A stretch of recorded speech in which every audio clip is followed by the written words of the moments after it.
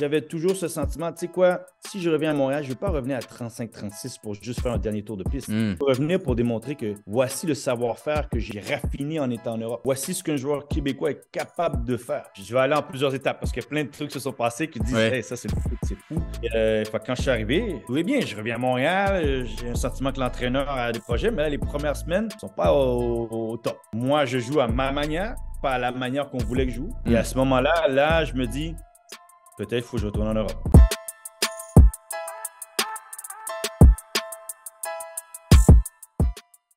Et je voulais savoir, après ce passage-là, quand tu reviens à Montréal, comment tu vis ce retour-là en Amérique du Nord? Tu as vécu ton expérience en Europe.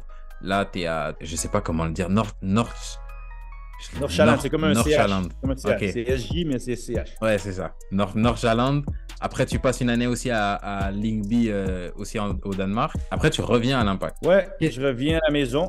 J'avais mis une clause dans mon contrat parce que j'avais un contrat d'1 an à Lyngby Ball Club. C'est un autre club de Copenhague, un club formateur. Et j'avais mis une clause qui me permettait que si jamais l'Impact de Montréal, le CF Montréal, embarque en MLS, ben que je peux, la porte est ouverte. Ok. Une clause qui me permettait de partir librement pour revenir à la maison. Ok, donc c'était vraiment une volonté de ta part de revenir. Ben j'étais dit juste au cas parce que j'ai grandi à Montréal, j'ai commencé à l'Impact de Montréal et là il rentrait dans la Major League Soccer, donc la première division. Et moi, j'avais toujours ce sentiment, tu sais quoi, si je reviens à Montréal, je ne veux pas revenir à 35-36 pour juste faire un dernier tour de piste. Je veux revenir pour démontrer que voici le savoir-faire que j'ai raffiné en étant en Europe. Voici ce qu'un joueur québécois est capable de faire. Parce que tu l'as dit, il y a une image qui était d'un joueur canadien et québécois.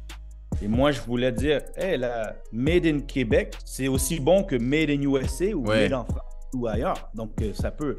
Et donc, je m'étais dit, s'il y a une possibilité de revenir chez moi et de vivre des bons trucs, là, puis vivre la première division, je voudrais. Et comme de fait, ça s'est matérialisé. Fait que le décembre 2011, je signe rapidement contrat pour rentrer pour 2012. Je reviens à la maison. Là, ce truc, c'est que je vais aller en plusieurs étapes parce qu'il y a plein de trucs qui se sont passés qui disent hey, ça, c'est fou. Je suis à Montréal. Donc, déjà, au départ, je reviens. Le coach Jesse Marsh, que certains connaissent bien maintenant, de coach de Leipzig, coach à Leeds United. Lui, c'était sa première année coach en chef. Il arrivait d'avoir été dans le staff de l'équipe nationale américaine. Et lui, il était venu me voir à Copenhague et m'avait vendu le projet. Puis, tu sais, un autre coach, là, c'était pas juste le club qui revenait à Montréal pour Montréal. C'était que le coach avait des idées comme, OK, il veut jouer d'une certaine façon, il veut être différent de ce qui se fait en MLS présentement. Puis, à l'époque, la MLS, c'était pas plus fort que la Norvège ou les championnats scandinaves. À l'époque, beaucoup de joueurs américains venaient justement en Scandinavie jouer, faire leur carrière. Donc, moi, c'est surtout, OK, lui, il veut être un différent brand de football. Lui, il veut apporter une différente touche. Montréal, tu sais bien, c'est une ville francophone dans un milieu anglophone. Et donc, je me dis, il va mettre un style qui est une touche de Montréal dans un championnat américain. Ouais. Quand je suis arrivé, tout est bien. Je reviens à Montréal, j'ai un sentiment que l'entraîneur a des projets, mais là, les premières semaines ne sont pas au top. Et l'équipe, 80% des gens qui regardent le contenu d'Au Cœur du Jeu ne sont pas abonnés. C'est inacceptable. Trop, c'est trop. On peut pas accepter ça. Non mais John, c'est juste que... Arrête. Envoyez de la force. Abonnez-vous. Donc, je joue les premiers matchs. Quatrième match, il me dit... Et le quatrième match, je joue mon meilleur match. Même mes coéquipiers viennent me dire, hey, tu joues ton meilleur match. L'assistant coach, Mauro Biello, qui devient mon coach plus tard, hey, tu joué un bon match, continue comme ça. Lui, il me dit, ouais, on va retourner à la maison pour le match de milieu de semaine. Là, j'ai dit, pourquoi retourner à la milieu de la maison? Je vais continuer avec l'équipe. Puis là, il décide qu'il va me mettre sur le banc sur le prochain match. Moi, je me dis, OK, repos, on s'en va jouer dans l'Ouest, puisqu'il y a beaucoup de voyages dans le championnat américain, de Est à Ouest. Ouais. C'est comme aller de Montréal à Paris. C'est le voyage que certaines équipes font. Le championnat MS. Donc, je me dis, OK, il va me reposer, puis je joue le premier match. Mais à partir de ce moment-là, non. C'est pas un repos, je suis sur le banc. Je suis sur le banc 7 ou 8 matchs. Et à ce moment-là, je me dis, peut-être qu'il faut que je retourne en Europe. Parce que je ne suis pas revenu pour être l'image du club seulement.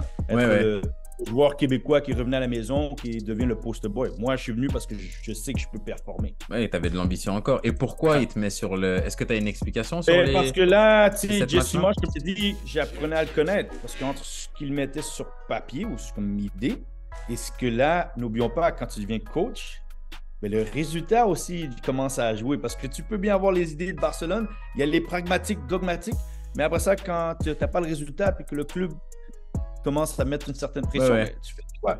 Et lui, championnat américain, c'était vraiment beaucoup très athlétique. C'est plus tactique maintenant, mais c'était très athlétique. Et lui, il me demandait de courir à 32, 33 ans, courir du terrain. Et j'ai dit, hey, un instant, moi en Europe, on m'a expliqué, tu restes dans le milieu. C'est un jeu d'échecs. Si j'exploite mon espace, si je quitte mon espace, quelqu'un va l'exploiter. Donc, moi, je reste devant la défense, je couvre. Moi, j'ai de l'expérience, là. Je ne suis pas un jeune pouce qui va courir à droite, à gauche. Donc là, il y a un clash où les idées qu'il veut, le type de joueur qu'il veut à ce moment, d'avoir des joueurs avec de l'abattage un peu plus. Et finalement, vient un mois de mai où ça ne va pas bien et je refais surface. Il nous met les 3 au milieu, les 2 autres joueurs qui jouaient avant de moi, 2 jeunes. Et là, pouf, ça clique. Et là, on commence à engranger des résultats. Moi, je joue à ma manière, pas à la manière qu'on voulait que je joue. Plus dans le jeu, comme tu l'as dit, plus de faire jouer, faire rouler le ballon. C'était plus ça. Et là, on commence à développer une identité. Et en même temps, ben là, je passe à l'autre étape. C'est que moi, je suis parti en Europe pour jouer dans les grandes ligues puis jouer avec les grands joueurs. Et là, on nous annonce joueur désigné, Marco Di Vaio. Et là, je me dis, wow, attends, Marco Di Vaio, il joue à la Juventus, il joue à Monaco, il s'en vient jouer avec nous. Qu'est-ce qu'il vient faire jouer avec nous? Lui, à 37 ans, il est à Bologne. Il vient jouer, wow. Là, ça, c'est la première étape. Mois de mai 2012, je joue avec Di Vaio. Quelques mois plus tard, son meilleur ami d'enfance, c'est Alessandro Nesta. Alessandro Nesta, pas de contrat. Il vient en visite. Tac, on signe Alessandro Nesta, un des meilleurs défenseurs de sa génération. C'était à dire mon défenseur préféré. Faut que je le mentionne, c'est mon défenseur préféré. Puis en parlant d'un autre gars qui est franchement à l'interne, un gars super à connaître, qui a une personnalité qui est comique, qui a de l'humeur, bon sens de l'humour, Alessandro Nesta. Et pendant 2 saisons, je joue avec ces gars-là. Puis je joue avec Matteo Ferrari, Nelson Riva, à l'Inter de Milan, en Serie A. Bernardo Corradi est là. Tu sais, tu te dis, attends, moi, j'ai tout fait pour partir, pour voir l'autre bord de l'Atlantique. Et c'est en jouant à la maison que je me retrouve à jouer avec des gars. Avec des grands joueurs. Qui ont des vécus, là, je regardais à la télé, à Télé Italia, ici, les matchs les matins à Serie A. Puis là, je me retrouve avec eux autres. C'est mes coéquipiers, ça devient des amis et compagnie. Et là, continue, 2015, Didier Drogba. Là, tu te dis, attends, déjà là, j'ai eu Di Vaio. Tu te dis, bon, OK, c'est une bonne passette. Ça a bien été. Le propriétaire aussi d'origine italienne. Donc, on a ce lien. Et là, on touche sur Didier Drogba. Puis, je pense que même pas à Montréal qu'on a compris qui arrivait. Parce que... C'est tout pour l'extrait d'aujourd'hui. J'espère qu'il vous a plu. Si c'est le cas, likez, abonnez-vous et activez la cloche pour être sûr de ne pas rater l'épisode complet qui sort la semaine prochaine. En attendant, je vous invite à me rejoindre sur Instagram parce que c'est là que je suis le plus actif et que j'interagis quotidiennement avec vous. Je vous invite également à me rejoindre sur TikTok pour des extraits de podcasts inédits et du contenu exclusif. C'est tout pour moi et en attendant la prochaine fois, peace!